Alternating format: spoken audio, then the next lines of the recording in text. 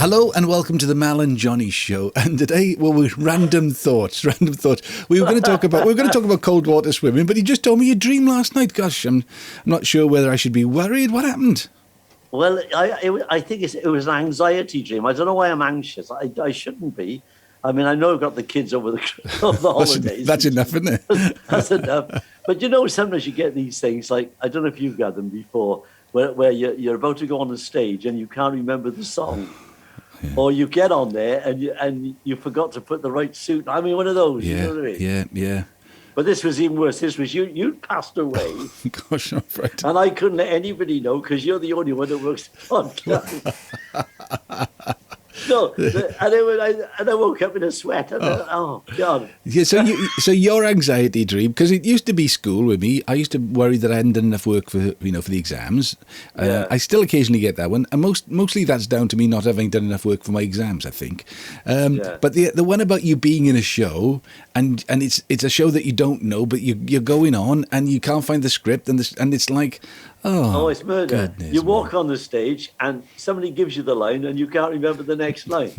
Or you're trying to learn your script, and every time you try to open the script, somebody comes in and wants something, so you never get to learn.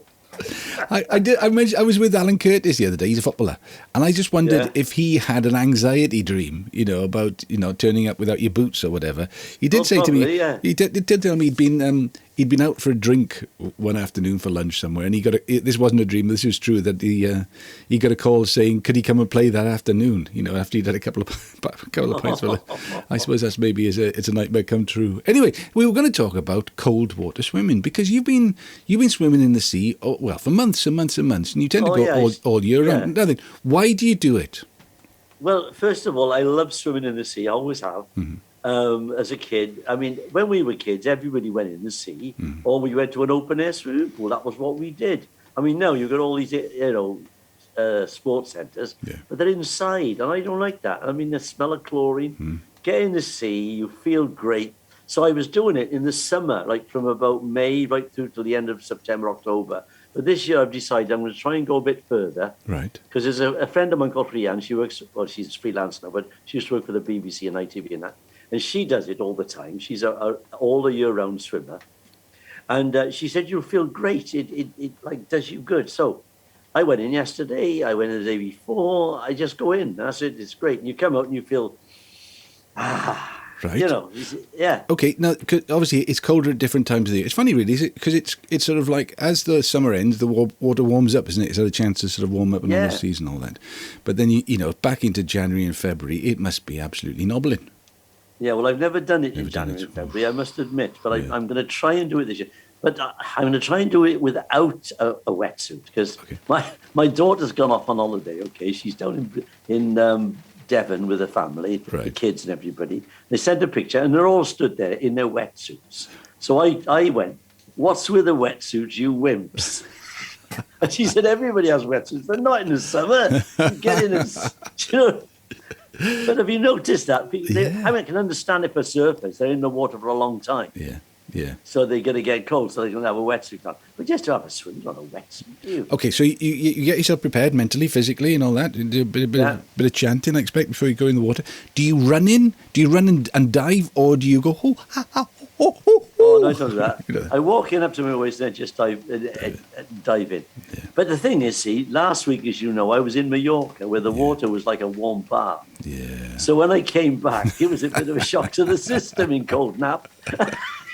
I wonder why they call it Cold Nap. I wonder why. Because see, it gets very deep in Cold Nap when the tide's in. Because it's a hell of a drop with the pebbles, Yeah. Which I like. I must be honest, I like it. Yeah. Okay, so you go into your waist, you do the dive. How long do you stay in for? I usually swim. I usually count my strokes. Okay. So when I first started this year, like early, when it was really cold, I would do like about 3 strokes and get out. And now I'm up to about 150. You know what I mean? So I go quite a long way. Yeah. But I can stay in longer than that. Yeah. I mean, and then you come out. So do you feel good when you come out? Do you feel good when you go in? When does the good thing happen? The good thing happens while you're in there. You love it. Like, I just love it when I'm in there because it's not cold at the moment, so that's great. So then when you come out, I just towel off and I sit and just taking, if it's a sunny day, just sit there and take the fresh air. Yeah. Like yesterday, it was windy, but it was a nice day. The sun was out. Yeah. So I just sat on the pebbles and just basked in the nice breeze. And I looked across the bay and just chilled out, So I don't understand why I had an anxiety dream. Does your skin tingle? Do you get that sort of like that rush? Yeah, you get a tingly. Yeah. I mean, there's no. I can't really explain it. It's a different feel from being in a swimming pool. Totally different. Right. You're kind of invigorated. It's like, you know what I mean? Yeah. Everybody should try it. Everybody should try. And they've proved, haven't they, that cold water improves your immune system. Yes. The old average people have a cold shower is good for you. Well, it is. Yeah. Yeah. Because what happens is it shocks the body, and the body then responds with your immune system. It thinks something's attacked it. Yeah. And that's what it does. It gives you an enhanced immune system. Yeah. I think you've got, I can't remember the number of cold receptors compared with hot receptors. I think you've got more cold receptors. So it works better on your body. It pings things a lot more. We've got a lot of ladies groups around the country. Who I say ladies, but there's a lot of people who go swimming every day. But I know in Langland, there's a couple of people I know who are part of the ladies swimming group who swim every day called the Blue Tits. That's a nice name. I think they're bird fanciers. I think that's where that's come from. But they go all year round. There's a lady in our church called Dr. Herbert. She swam every day, and she lived to be 25. No, she lived to be lived to be in the 90s. And they always say that if you do it every day, you don't get a cold, you don't get a flu, right. you get it's the immune system. There's an old fella in Cold Nap. I don't know how old he is now, if he's still alive. He used to start from the one side of the bay and he'd swim right across the bay. Every day he'd do it. Wow. Yeah. I think if you keep doing it, it's great. Body gets used you to got it. to keep doing it. You got to, how can I say? I couldn't do this ice bath. Could you? Well, now then, I remember going on tour quite a lot, and the European hotels, they would have that icy plunge pool. You come out of the sauna, and you'd stand, you've got to do it, and then you do it, and it was like zing, your whole, all your skin, your head. I mean, you've got to be careful, because I think in the summertime, some people dive into rivers, and the shock is too much for their hearts, so you've got to be careful with that. But that's, it is an amazing feeling. So, but the ice bath thing, because that's, all this stuff now for injuries. Is that for your muscles? Is that for the injuries? I think so, yeah, because I've got a bit of a bad knee at the moment, Johnny. I did it running. I run on the beach because it's nice and soft. So you go swimming. But the thing is, I have to run from my house down to the beach, which is on concrete, and my knee, something went ping in my knee. It's not arthritis. Is it a bit arthritis in the knee? I think it might be middle. Because I've got a bit. I did some tap dance normally, but I mean, Go on. Sorry. So but I've been icing it. My son-in-law gave me an ice pack, one of these sort of chemical ice packs. So you just stick it in the deep freeze, and you can mould it around the injured part. Yeah. And every time I do it, it's brilliant. It works. And part of it, I suppose, is because it makes it numb, but it does seems to have a long, cold. Well, funny you should say. Well, my knees, obviously, they hurt occasionally. After coming out of the sea, they don't hurt anymore. Yeah. It's like the cold water's done it. My granny always used to say, and she used to always want to paddle in Barry Island because of her arthritis. And I wondered if she had something. Yeah. She knew. You know what I mean? And they always say whether, if you're in shock or something, keep the body cool. When people have been shot in the war and stuff like that, they put them in ice, bring the body temperature down. So just gives you a bit. Did you ever know a bloke called Bryden Griffiths? Bryden Griffiths, no. He was a floor manager with the BBC. Oh, well, in that case, I must have met him. He was a real character. Yeah. I mean, why I'm getting to this, I'll tell you about it first. I'm walking down the street with Alwyn. He says, Alwyn Rees, and look who's with you. That's what he speaks, see. And he said, I've just come back from Finland. Oh. And do you realise that they have these songs and they beat themselves with twigs?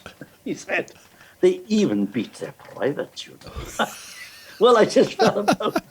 Because they do. They got these bloody twigs, and then they dive in a freezing cold snow or something. Yeah. Oh, Well, are we mad or what? Or is it just, I don't know. I don't know.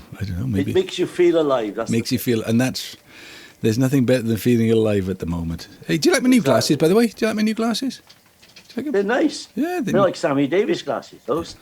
Remember Sammy? Yeah. He's got the glasses, and you like that.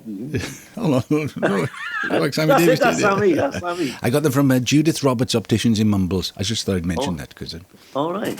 Well, I got a friend who's an optician called Stuart Greenberg, and he does me a very good deal. Very good deal. But I don't like wearing glasses. I not because I don't like the look of them. I get disorientated walking with them. I can wear my contact lenses, which I've got in now. Oh, well done. And I'm fine. And what I've got is one eye that looks long distance. Yes. And I get the other one, which is for reading. Oh my God. But the eyes take over. The brain takes over, and when I'm reading, I don't realise it's the one eye that's doing the reading. Isn't that amazing? Yeah. He God. told me about it. He said you can either, if you get the varifocals in the contact lenses, they're very difficult to get on with. Yeah. He said use the different ones. I call them the Cyclops. Oh, that's brilliant. That's brilliant. All right. Yeah. Obviously, other opticians are available, but Judith Roberts in thanks, Mumbles, yeah. fantastic. I see Stuart Greenberg in that card. I think we've got both opticians covered with that. All right. So busy week coming up. Anything exciting? Let me think. I've got what day is it today? Tuesday. Tomorrow, I've got a day off from the children, which is really good.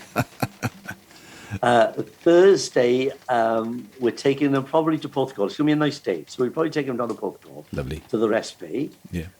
Then Friday, the following week, I've got a talk to do for Wendy Griffith, a lady I know used to be PA up at the HCV. Yeah. She wants me to do my talk on show business. That's over at Roos. No, it's in Sully, sorry. Lovely. So I've got that to do. And I'm going to have an injection in my knee. Oh, right. That was like what, cortisone injection, is it? It's one of those. Yeah, they're great. They work. They're fantastic. Yeah. You ever had it done? I've had it in somewhere, but I can't remember where it was now. Something wasn't working. They stuck a needle in and like, woo, Bob's your uncle. They're fantastic. They're fantastic. Yeah. And anybody listening now, because the new record's doing quite well, The Border songs. Oh, listen, I saw today it was number 11. Number 11 in the Heritage Chart with Mike Reid. I think you're going to get to number 10. We'd like to get top 10 if we can. So if you are listening, if you go to heritagechart.co.uk and vote for the track, which is number 11, The Border by Mal Pope.